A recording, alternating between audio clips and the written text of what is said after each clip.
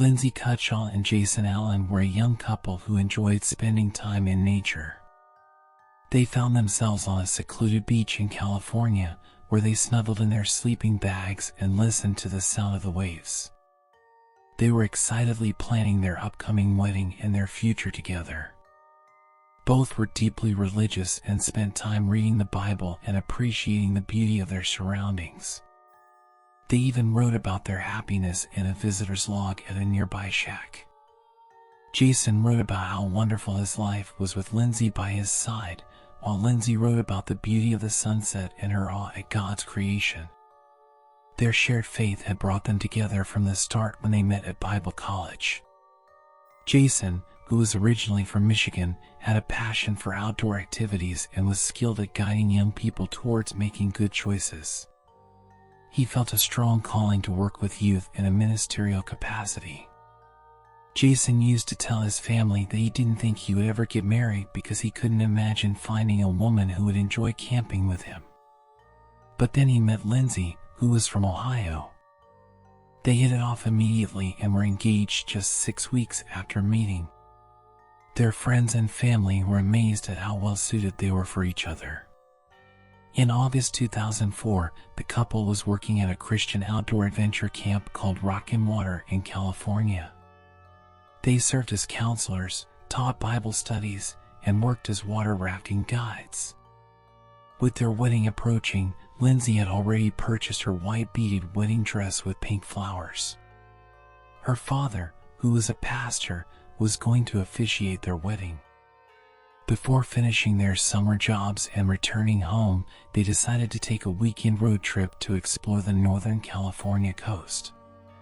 They packed Lindsay's red Ford Tempo and set off on a 3-day sightseeing tour. Along the way, they stopped at the Golden Gate Bridge and Alcatraz before arriving in the quiet town of Jenner on August 14th. On a Saturday night, Lindsay and Jason found that the local hotel was fully booked. It is believed that this is why they chose to spend the night camping at Fish Head Beach, even though it was not allowed.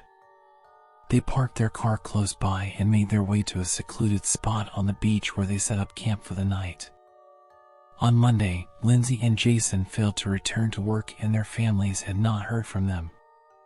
A missing persons report was filed on August 16th.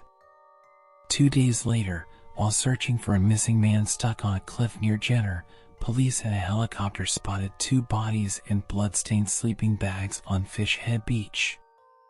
Lindsay and Jason had been shot in the head at close range with a rifle. There were no signs of sexual assault and nothing had been stolen. The police struggled to find a motive for the murders. The killings shocked the quiet town of Jenner. Investigators pursued every lead, questioning beach drifters and analyzing graffiti on driftwood. They went door to door searching for the unusual Marlin rifle used in the murders, but even a $50,000 reward did not lead them to the killer. For more than 10 years, the families of Jason and Lindsay had no answers to their murders. A stone cross was placed on the rocks overlooking the beach where they were killed as a memorial. The families found solace in their faith and chose to believe that the couple had been asleep and had not suffered when they were shot. On March 24, 2017, a 911 call was made from a home in Forestville, reporting a shooting. When police arrived, they found Seamus Gallen, 36, dead from gunshot wounds. His older brother Sean, 38, who lived with Seamus and their mother, was arrested and admitted to killing his brother. Sean was already known to police due to his criminal record and had served time in prison for firing an arrow at 2 men through a car roof in 2009.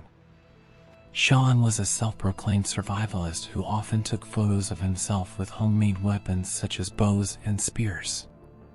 He would poach animals and leave their remains around the house and in the fridge. He was known locally as a troubled man who kept to himself. Sean confessed to building a gun himself and shooting his brother in the chest at point-blank range before firing again into his neck.